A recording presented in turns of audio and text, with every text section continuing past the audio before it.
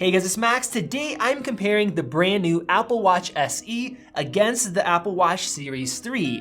If you're looking for a budget Apple Watch, it is quite a difficult choice choosing which one you should buy and if the SE is worth the extra money. So today we're going to be comparing everything from the design of the watches, the features, the sensors, the displays, different capacities. We're going to cover everything, and if you watch through the whole video, by the end of it, we're going to make this decision very easy for you. Let's start out with colors. I have a space gray Series 3 right here. You can also get it in a silver, just like my SE. So those are the only options you have, whereas with the SE, there is also a gold option. Of course, you can also customize your watch with the bands, and the brand new SE does have the ability to use any of the bands, including the new ones like this braided solo loop, which I absolutely love. You can still attach it to the Series 3, but it's not gonna fit correctly. You're gonna have some silver sticking out on the sides because it's not designed for it, and that's because the actual cases are different. Now, these watches here, with the Series 3, I have a 38mm,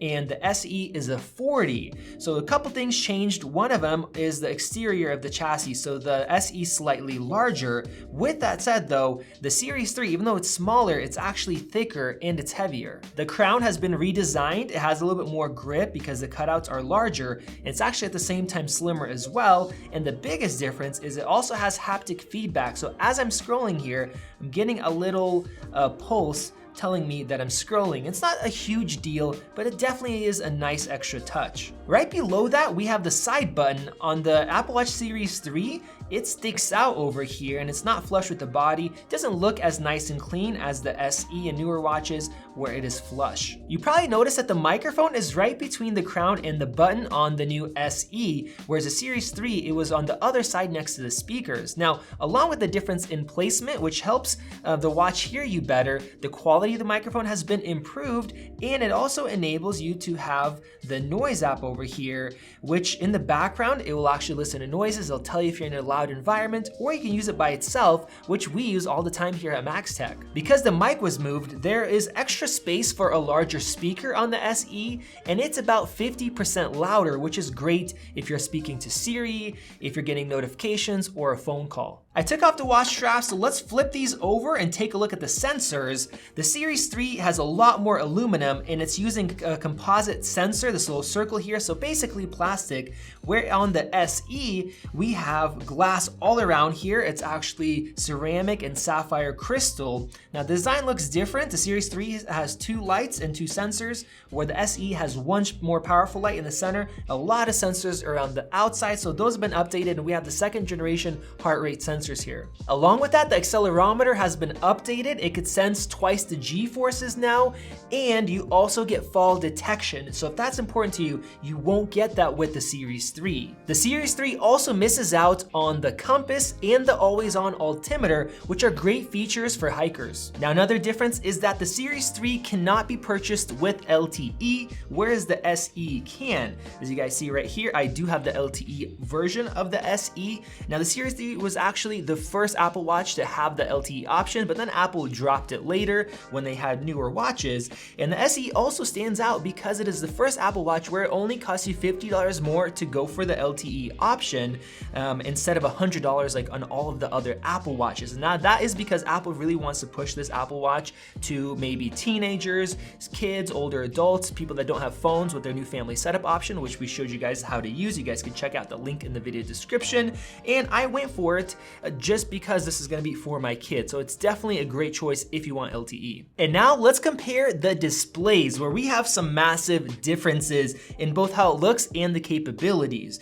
So the first thing that will pop up to you is how much larger the display is on the SE. It's technically about 35% larger. Now with that comes a difference in the glass here. We have more squared off but rounded edges here. This is a perfectly round bezel, just like on the new iPads or iPhones.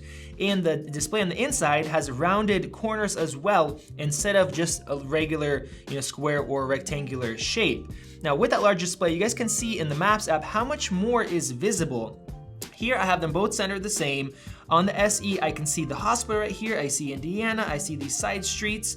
So you get much more information at a glance, and it's easier, more pleasant to look at if you're using Maps.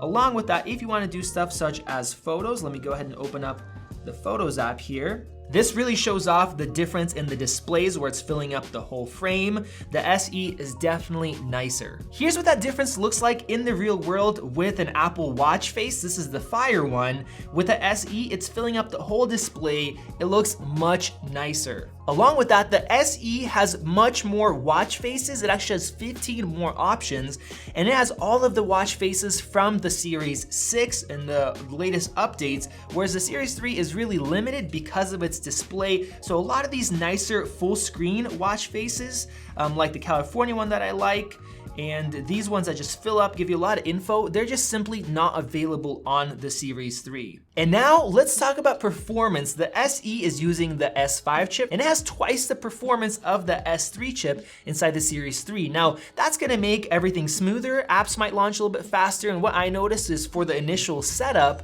it is quite a bit quicker on the SE. That's probably because it also has the W3 wireless chip, which supports Bluetooth 5 as well. So you have more performance, maybe a little bit more energy efficiency with the newer chips, and a smoother overall experience. Because of that W3 chip having Bluetooth 5, if you're gonna pair some Bluetooth headphones to your Apple Watch and listen to podcasts or music, you're gonna get a larger range of signal or better reliability in general compared to the Series 3. Now, if you do wanna store things on your Apple Watch, the SE actually has 4 times more storage. You have 32 gigabytes compared to 8 gigabytes. And you also have to remember that you have to have the watchOS software on here, which leaves you with more around 5.5 gigs on the Series 3. With that, both of them have the same Wi-Fi, they have the same water resistance, and they're rated the same 18 hours of battery life, just like Apple rates all of their Apple Watches.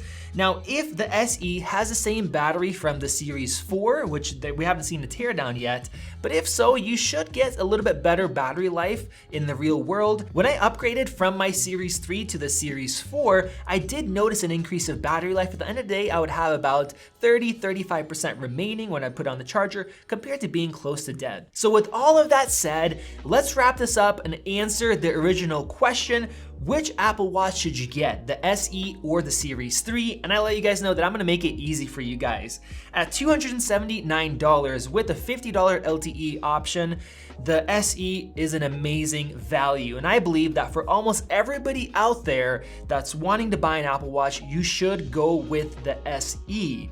Not only because you get extra performance, you get some better battery life, a much nicer display, a lot more storage, but because most people that buy an Apple Watch, they keep it for 2, 3, even 4 years. Even myself, if I wasn't making these videos, I would keep it for much longer, not be upgrading all the time. So this watch is gonna perform great, and it's gonna get the latest updates. It's gonna last you a long time.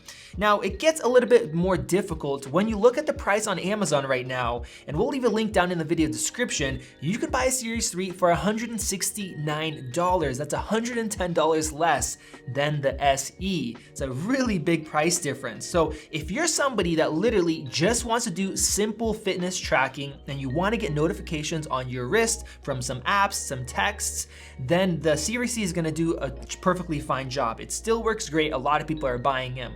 But if you're somebody that wants to do anything more than that, you should definitely spend the extra money on the SE. Thank you guys for watching. Let me know which one you would buy down in the comments section below. And if you enjoyed the video, hit that like button and consider subscribing with that circle above. Also, check out the family setup option if you're interested in that video, or if you're considering getting possibly a Series 6, and if you want to know if that's worth extra money, we have that video right over there. This has been Max, and I'll see you in the next video.